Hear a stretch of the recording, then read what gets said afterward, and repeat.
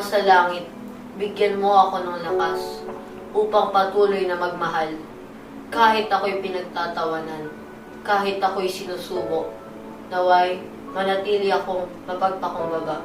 Sapagkat ako'y naparito, hindi upang paglingkuran, kundi upang maglingkod.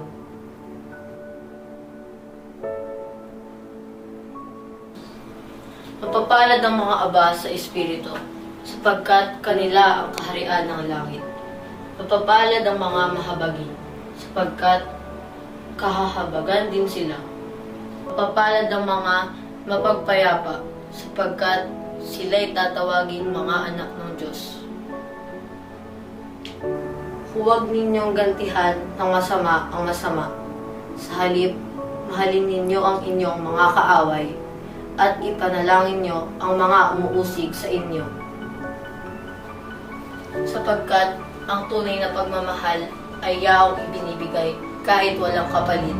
Pag-ibig, ito ang pinakadakilang utos ng lahat.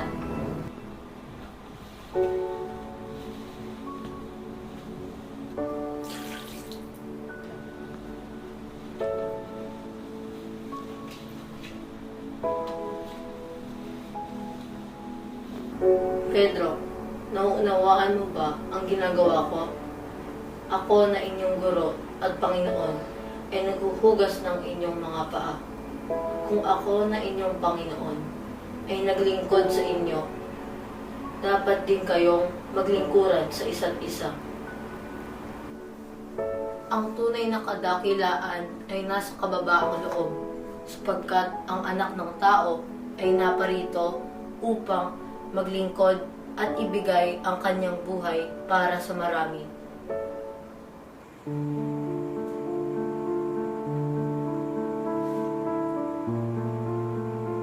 Ama, patawarin mo sila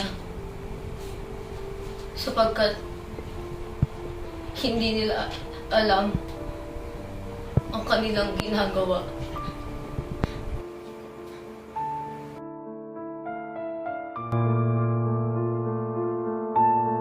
Sa gitna ng sakit, pinipili ko pa rin ang pag-ibig.